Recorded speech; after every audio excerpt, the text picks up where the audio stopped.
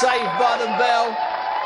I don't know, I thought so on the night, then I've watched it again a few times today and I'm not so sure. He looks a little bit clearer, his head looks a bit clearer, his feet seem a bit better than they were on Friday night. Welcome to the Bunce Hour here on Box Nation with me, Steve Bunce. But you know what?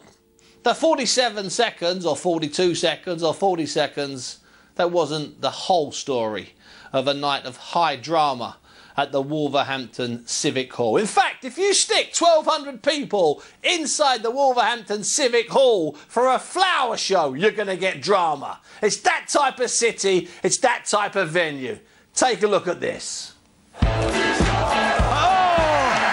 Down again. Left hand and right hand, and down for the second time in the fight. He's going there with a left hook. It's a good shot. Well, somebody's counting and the referee's not given a knockdown. Our timekeeper is trigger happy here, to say the least. What on earth is going on with the officials here? The British Boxing Board of Control need to be having a look at this one. We've had a short round in the first round. We've got a guy who's calling knockdowns when no knockdowns are being given. There's a big right hand from McPhilbin.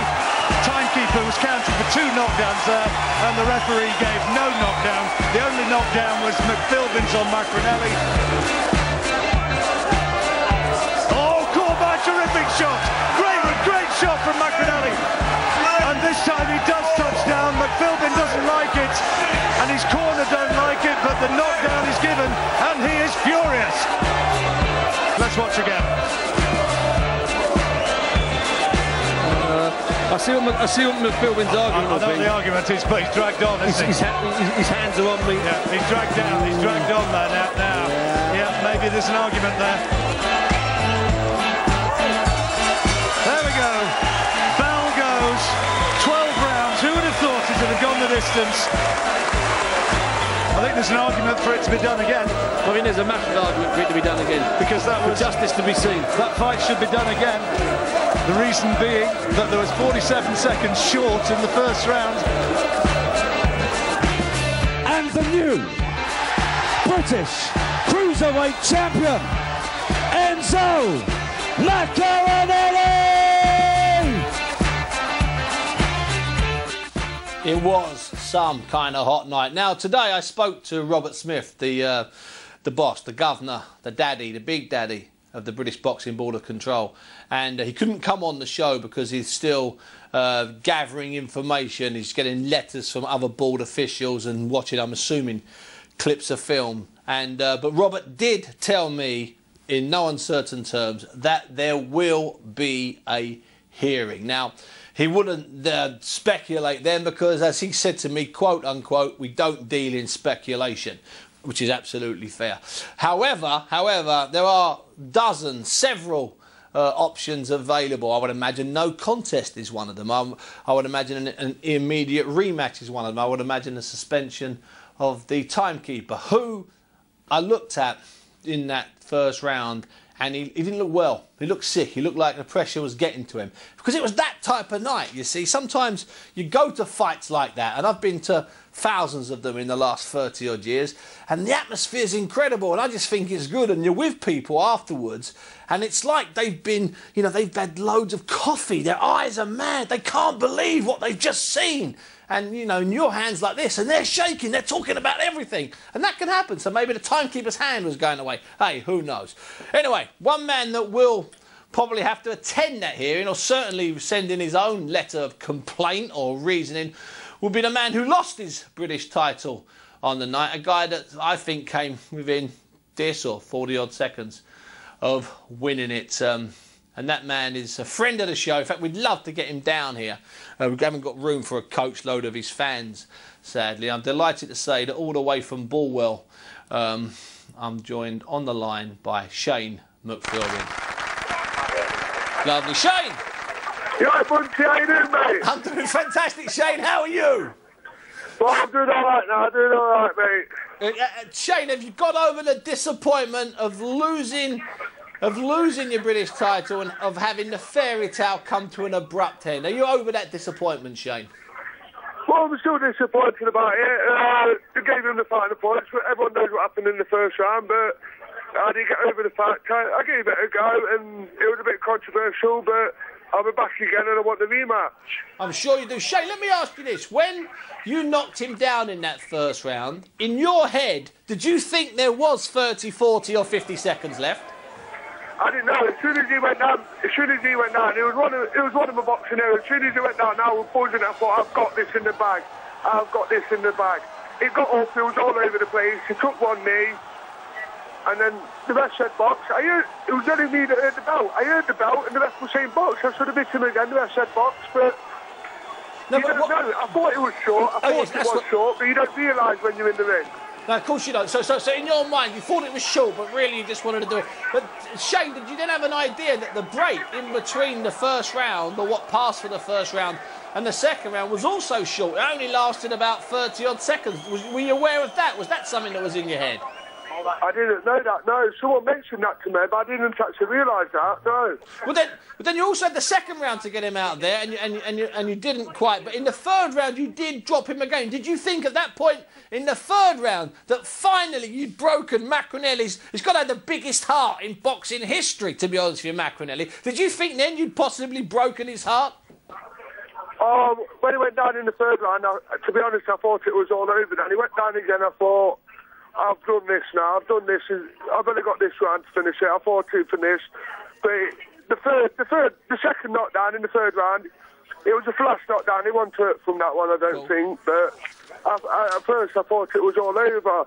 And I was trying to throw too many big shots, and they weren't connecting to finish it off. Now, Shane, and he also dropped you, I think, in the ninth. Well, it was counted as a knockdown, but you were furious with the referee for giving it as a knockdown. Why was that? Oh, fuming. That one to knock down, Enzo admitted it himself. It won to knock down. He caught a shot and then he pushed me to the floor. So I went down with my head, he pushed me down, and the referee counted. The fair play to the referee, he can only see, he's only got an instant thing what's here, and even the commentators himself at first, everyone thought it was a knockdown. They've seen the replay, one to knock down. True. But fair play to the referee, he can only see what he can only go by what he sees in the last moment. Absolutely, because I thought initially it was a knockdown. Then when watching it again, both John Rawling and I, Sir John, we both realised that we both changed our mind. Now, let me ask you this though, Shane, and this is quite serious. You know, you seem to have the fight in the bag after 3 rounds. Nothing in the 4th and 5th and 6th, really. I thought maybe you shaded the 6th. But, Shane, the last 6 rounds of the fight, you seem to go to sleep. What happened to the Bulwell Bull? What happened to the McPhilbin that we've come to love this year? Where were you, Shane? I couldn't, to be honest, I couldn't breathe. I could not breathe at all in that ring. After the first round, I had to change my gum shield. Not make it sweet, I was coming off the cold anyway, my chest. I just could not breathe. After the first round, I was turning around to Carl Greaves. I was like, Carl, I can't breathe, change my gum shield. I changed my gum shield.